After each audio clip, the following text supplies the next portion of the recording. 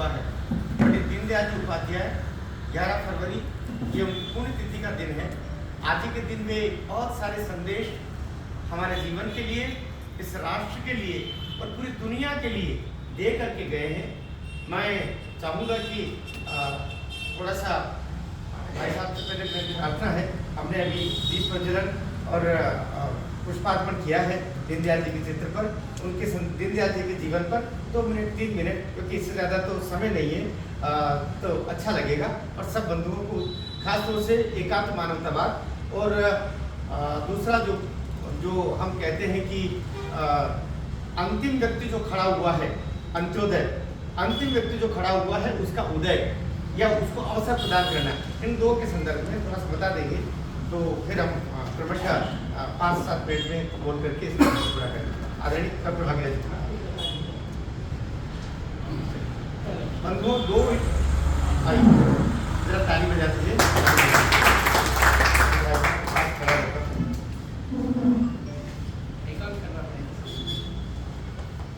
चलिए, एक थोड़ी सी डूज एंड डोंट, क्या करना और क्या नहीं करना, ये कल भी मैं बताने वाला था और एक बार बताया भी था मैंने।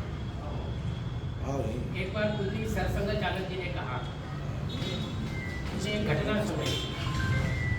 एक प्राथमिक वर्ग लगा हुआ था संघ का, और उस प्राथमिक वर्ग में सामान्य 12-13 साल की आयु से लगाकर 14-15-16 साल तक की आयु के बच्चे रहते, 5 वर्ष रहते। तो उनको संघ दर्शन बताना तो बहुत सरलतम कुछ कहानियों के माध्यम से बताया जाता है। तो सामान्य क्या है कि डॉक्टर साहब के जीवन की एक कहानी है कि जब उनके स्कूल में अंग्रेज अधिकारी आए और उनका बहिष्कार किया। दूसरी एक कहानी है कि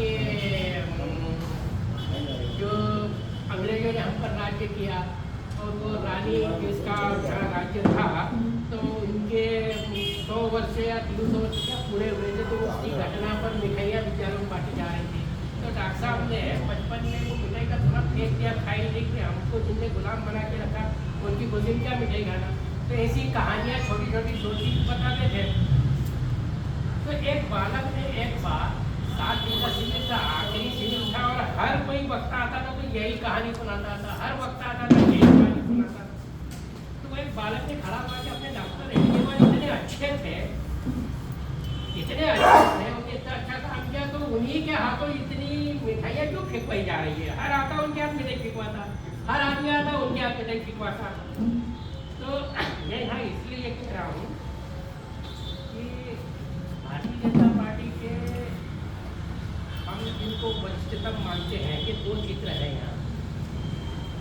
श्यामा प्रसाद मुखर्जी, ये तो कांग्रेस मिनिस्ट्री में थे, कांग्रेस मिनिस्ट्री में थे, नेहरू जी के मंत्रिमंडल में थे, परंतु चूँकि इंदिरा गांधी कहती थी ना अटल जी के बारे में, और अटल जी इंदिरा जी के बारे में कहती थी ना तो इंदिरा गांधी ने कहा कि अटल जी आप बहुत अच्छे हो, परंतु गलत जगह चले गए, है ना। तो इंदिरा जी उनको महाशक्ति देवी और क्या क्या नाम से संबोधित करते थे, उनकी नौकरी चलती रहती थी। तो अटल जी ने एक बार कहा कि भारत माता के जय घोष और भारतीय जनता पार्टी उस समय जयसंघ के घोष लगाए जाते थे, हल्दर और दीपक हमारा निशान हुआ करता था। तो ये जय घोष बड़ी सभा में लगाए जाते हैं। अब जैसे हमारी कामकाज की बैठक है, हमारी ये छोटी मंडल की बैठक है, इन बैठकों में भी हम भारत माता का पीछे ही नहीं छोड़ते, भारत माता की जय, भारत माता की जय, भारत माता की जय, ये अत्यधिक हो जाता है। जैसे एक शब्द चलता है माननीय, तो कुछ ही सरसंघ चालक जी ने कहा कि माननीय शब्द केवल संघ चालक शब्द के आगे लगता है, परंतु आज छोटे से बड़े तक को माननीय भाई साहब इधर आइए, माननीय भाई साहब इधर आइए। तो इन शब्दों का भी बहुत वो हो गया है। तो जरा थोड़ा सा ये पथ्य पालन करना चाहिए। और इन बैठकों में आप जैसे मंच पर 10-12 अधिकारी बैठे हैं, हर वक्त जो शुरू करता है तो 10-12 का पहले संबोधन करता है। एक शब्द बताया गया है, मंच पर उपस्थित ज्येष्ठ श्रेष्ठ कार्यकर्ता बंधु भगिनी, इसमें सब आ गया। अब 5 मिनट उसमें चले गए। जो काम का समय है, अपना काम का समय है, वो इन नारों में, इन संबोधनों में और इसमें चला जाता है। अभी मैं परसों भोपाल से आया, एक मुंबई की पत्रकार महोदया, उसको शिक्षा पर कोई बड़े लेख तैयार करना थे, तो वो मेरे पास आए और उन्होंने कहा काफ़ी बराबर। मैंने कहा कि तुमने 8 बजे का मुझे समय दिया था, मैं 7:45 पर बैठ के तैयार हो गया और वो आई 8:30 बजे। तो बोले सर मध्य प्रदेश में मुझे आए हुए 2 महीने हो गए और 2 महीने मुझे यहाँ की हवा लग गई, क्योंकि मुंबई का जीवन ऐसा है कि ट्रेन में आदमी को पब्लिक चढ़ा देती है और पब्लिक उतारती भी है, पब्लिक चढ़ा भी देती है और पब्लिक उतारती भी है। और वहाँ अगर कहीं 8 बजे जाना तो 6 बजे घर से निकलना पड़ता है और 8 बजे ना 8 बजे। परंतु यहाँ 2 महीने में मुझे ऐसी हवा लग गई कि यहाँ का सब्जी बेचने वाला के हिलता 10 बजे सब्जी का ठेला खाता था। इतना आलसी जीवन है मध्य प्रदेश का। तो मैं क्या कि आलसी जीवन मध्य प्रदेश को मुझे मत जीनो, मैं 8 बजे तो तुम्हारा रास्ता देख रहा हूँ। खैर ये मैंने थोड़ी 2-3 बातें बताना थी, मैं बताई। आज पंडित दीनदयाल जी की जन्म जयंती है, पुण्यतिथि है। 11 फरवरी 1916 को उनका जन्म हुआ, अपने 25 सितंबर 1916 को उनको जन्म हुआ और 11 फरवरी 1968 को उनकी अभी वीडियो डाला कि आपने हत्या हुई। और उनके जीवन में इतने कष्ट थे कि 3 साल के आयु में तो उनके पिताजी चल बसे, थोड़े बड़े हुए तो उनके भाई शिवदयाल चल बसे, उनकी बहन भी चल बसी, उनके नाना जी के यहाँ रहने गए तो नाना जी भी चल बसे। यानी 17-18 साल की आयु आते आते कम से कम 8 से 9 मौतें उनके परिवार में हुई और उनने निकट सुने मौतों को देखा कि उनके शरीर में बिल्कुल ऐसा डर सा बैठ गया था कि क्या है ये। एक के बाद एक 17-18 साल की आयु होते होते 8-9 मौतें उनके परिवार में हो गई। उनके नाना मामा के यहाँ वो पढ़ने के बाद में उनकी मामी ने उनका लालन पालन किया, वो भी नहीं रहे। आंचल का दूध उनकी मामी नहीं पिलाया, वो भी नहीं रहे। तो इतने कष्टों में रहते हुए और वो पढ़ते चले गए, पढ़ने में बहुत होशियार थे। 10वीं बोर्ड में, 12वीं बोर्ड में वे और राज्य बोर्ड राजस्थान में प्रथम श्रेणी में उत्तीर्ण किया, परंतु उनको सरकारी नौकरी नहीं करना थी। उनके मन में था कि राष्ट्र का कोई काम करना, कोई प्लेटफॉर्म नहीं मिल रहा था और उनकी एक सहयोगी के माध्यम से, उनके मित्र के माध्यम से वो संघ से जुड़ गए और संघ से जुड़ने के बाद में बहुत जल्दी वो संघ के प्रचारक घोषित हो गए। हालांकि उन्होंने एक प्रशासनिक परीक्षा भी दी, उसको सिलेक्ट भी हो गए थे प्रशासनिक सेवा में। वो अगर उस प्रशासनिक सेवा में होते तो मुझे लगता है कि वो बहुत बड़े प्रशासनिक पद से वो रिटायर हुए होते। परंतु जैसे डॉक्टर हेडगेवार के बारे में बताते थे कि संघ चिकित्सा क्षेत्र में उनको काम नहीं करना था, मनुष्य की बीमारी को नहीं वो करना चाहते थे। वो उनको तो हिंदू राष्ट्र को लगा हुआ रोग उसको दूर करना था, इसलिए उन्हें कोई चिकित्सा और चिकित्सालय नहीं खोला। जबकि उस समय 1925 में जब उन्होंने स्थापना की, उसके पहले नागपुर के अंदर और देश के अंदर उंगलियों पर गिने डॉक्टर हुआ करते थे। हर किसी माँ बाप को लगता है कि बेटा डॉक्टर बना तो थोड़ा सा अच्छी चिकित्सालय खोले, आए घर में आए, थोड़ा पैसा आए। परंतु डॉक्टर हेडगेवार के मन में था, वो स्वयं भी उस समय चूंकि कांग्रेसी एक विचारधारा की पार्टी थी, इसलिए उसी के वो भी सदस्य थे। और लोकमान्य तिलक और बाल गंगाधर तिलक और इनके साथ में सब वो काम करते करते और उनको लगा कि यहाँ सब भाव पूरा होने वाला नहीं है, क्योंकि उस समय पार्टी तो इस प्रकार पंडित दीनदयाल को लगा कि संघ प्रचारक बनके ही भारत माता की सेवा की जा सकती है। परंतु बहुत जल्दी 1951 में, और उस समय चूंकि कश्मीर का बड़ा मुद्दा चल रहा था और श्यामा प्रसाद मुखर्जी ने कश्मीर के अंदर झंडा फहराने का निर्णय कर लिया कि मैं क्योंकि 2 संविधान, 2 विधान और 2 प्रधान, ये व्यवस्था पंडित नेहरू ने डाल दी थी, जो अभी 5 अगस्त 2020 को 19 को वो समाप्त आखिरी हुई। माननीय अपने नरेंद्र मोदी जी ने उसको आखिरी समाप्त किया अभी।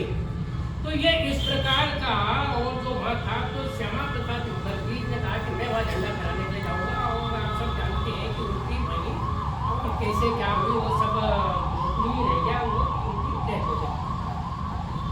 उसके बाद 1952 में पहला अधिवेशन हुआ इसका भारतीय जनसंघ का, और उस पहले अधिवेशन में पंडित दीनदयाल जी को महामंत्री का वो दायित्व दिया और उन्होंने इसका सारा सब मजबूत रखा कि अब हमको कैसे क्या आगे बढ़ना है। और ये प्रेरणा इसके पीछे क्या थी, द्वितीय सरसंघ चालक माननीय परम पूज्य गुरु जी कुलवंतर जी की प्रेरणा से क्योंकि डॉक्टर हेडगेवार ये कह गए थे कि संघ कुछ नहीं करेगा समाज के अंदर, केवल एक काम करेगा, स्वयं सेवकों का निर्माण। और संघ का स्वयंसेवक समाज जीवन में कुछ नहीं छोड़ेगा, वो सब काम करेगा। तो आज संघ के क्षेत्र से निकले हुए स्वयंसेवक ही समाज में विभिन्न प्रकार के काम कर रहे हैं। और डॉक्टर हेडगेवार ये भी कह गए थे कि जिस दिन शहर के अंदर 1% और गांव के अंदर 3% संघ का काम हो जाएगा, उस दिन संघ और समाज एक हो जाएगा, संघ और समाज एक हो जाएगा। तभी 1% और 3% से हम बहुत दूर है। 0.0000001% भी अभी नहीं है, जो हमको लगता है ना कि संघ का काम बहुत, ये केवल 0.00001% से भी बहुत कम है। 1% हो जाएगा, उस दिन समाज और संघ विलीन हो जाएगा। तो इस प्रकार संघ के स्वयंसेवक वहाँ तैयार होकर समाज जीवन में काम करने के लिए, तो उनमें से पंडित दीनदयाल उपाध्याय और श्यामा प्रसाद मुखर्जी एक थे। और 1952 में जब इन्हें रचना रखी, उसके बाद 1900 ध्यान आ नहीं रहा है, 62 के आसपास मुंबई में एक अधिवेशन हुआ और उसी दौरान एक अधिवेशन ग्वालियर में हुआ। दोनों जगह उन्होंने अपने भाषण एकात्म मानववाद, आप में से अगर कोई पढ़ना चाहे तो पढ़ना चाहिए, राजनीति का मूल गीता है एकात्म मानववाद। तो उस एकात्म मानववाद पर उनके 3 जगह भाषण हुए और उन 3 भाषणों का संकलन ही एकात्म मानववाद है, वही है। और उसी के आधार पर भी चला। अब देखो, राष्ट्रीय अध्यक्ष 1967 में चुन लिए गए थे और 68 में वो कुछ ही महीने या कुछ ही रहे, 3 महीने रहे वो अध्यक्ष। और उनके साथ कोई नहीं चलता था, अकेले प्रवास करते थे। तो उस दौरान दुर्भाग्य से शायद मुगल सराय बिहार तरफ वो कहीं ट्रेन में, और अब आजकल की सुविधाएं, लोकल ट्रेन में लोकल डिब्बे में बैठकर यात्रा करना, चने खाकर गुड़ खाकर पानी पीकर पेट भरना, ऐसे राष्ट्रीय अध्यक्षों के साथ भी होता था, राष्ट्रीय प्रचारकों के साथ होता था। और किसी उनकी हत्या कर दी और फेंक दिया। स्टेशन मास्टर को सूचना मिली कि फलानी जगह और कोई शव पड़ा है, उनको उठाकर लाए और भीड़ में से किसी ने पहचाना कि अरे ये तो जनसंघ के राष्ट्रीय अध्यक्ष है पंडित दीनदयाल उपाध्याय। किसी ने पहचान लिया, बड़ा हड़कंप पूरे देश के अंदर मच गया। परंतु आज तक क्योंकि कांग्रेस की सरकारें रही, तो 70 साल उन्होंने क्या क्या नहीं किया, इसकी हम कल्पना ही नहीं कर सकते। जैसे नेताजी सुभाष चंद्र बोस की हत्या का आज तक पता नहीं लग पाया, ऐसे पंडित दीनदयाल उपाध्याय की हत्या का आज तक पता नहीं लग पाया कि क्या और क्या कैसे हो गया।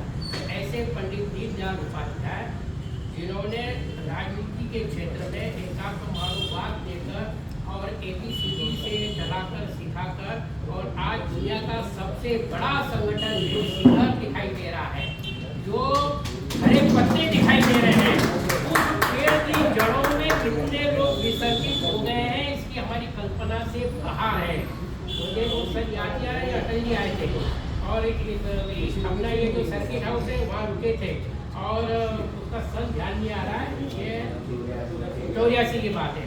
तो उस समय मैं उनकी व्यवस्था में था, उन्होंने मेरे कंधे पर हाथ रखा और कहा कि पढ़ाई कर रहे हो?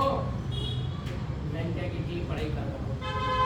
तो बोले हाँ, पहले पढ़ना, संस्था स्वयंसेवक या राजनीति क्षेत्र में काम करने वाला कार्यकर्ता अच्छा पढ़े, क्योंकि राजनीति के क्षेत्र में भी, संघ के क्षेत्र में भी हम 4 जगह जाएं तो हमारी पढ़ी लिखी, हमारी प्रतिभा के बल पर 4 लोग हमसे छुए। संगठन से हम नहीं है, संगठन से हम नहीं है, हम हमारी प्रतिभा के कारण संघ या जहाँ भी संगठन में जाए ऐसे लोग जुड़ना चाहिए कि नहीं भाई ये 4 कार्यकर्ता, ये भारतीय जनता पार्टी के कार्यकर्ता जा रहे हैं, ये 4 कार्यकर्ता, अरे ये संघ के कार्यकर्ता जा रहे हैं, अरे ये 4 कार्यकर्ता ये फलाने संगठन के। और आज की तारीख में भाजपा सहित 100 से ज्यादा ऐसे संगठन हैं जो अपने अपने क्षेत्र में टॉप पर है। तो पंडित ठेंगड़ी का नाम उसमें मैं बताता हूँ। दुनिया के मजदूर संगठन उनके चरणों में आकर के देते और उन्होंने नारा दिया था कि हम ऐसा नहीं कि हड़ताल करेंगे, हम 1 घंटा ज़्यादा काम करेंगे, 8 घंटे के बजाय 9 घंटे 10 घंटे काम करेंगे और काम के लिए पूरे दाम लेंगे। तो ऐसे संघ के क्षेत्र में विभिन्न संगठन काम करते करते और एक संगठन हमारा राज्य राजनीतिक क्षेत्र में पड़ा। पंडित दीनदयाल जी के कारण अटल जी जैसे व्यक्तित्व तैयार हुए, नरेंद्र मोदी जैसे व्यक्तित्व तैयार हुए, और ऐसे व्यक्तित्वों ने इस पार्टी को जो ऊपर उठाया कि आज दुनिया का सबसे बड़ा, चाहे सदस्यता के मामले में हो, चाहे काम के मामले में हो, चाहे सरकार चलाने के मामले में, हर दृष्टि से एक अनोखा संगठन तैयार हो गया है।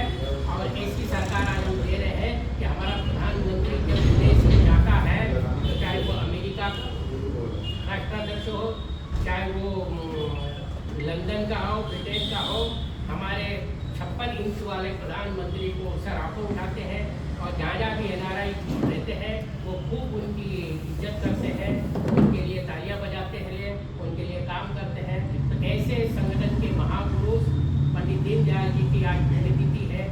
उनके श्री चरणों पर चलते हुए उनके बताए हुए कामों में से 1% या आधा %, 4% भी हम थोड़ा सा चिंतन मनन करें और विचार मनन करके हम जो काम कर रहे हैं, जहाँ जिस क्षेत्र में जितना कर सकते हैं उतना करें, तो मुझे लगा कि आज के दिन उनके प्रति सबकी श्रद्धांजलि होगी। इससे और बढ़कर के काम जो कुछ इस तरह, मुझे अपनी एक कविता की पंक्ति याद आ रही है, जिंदगी जियो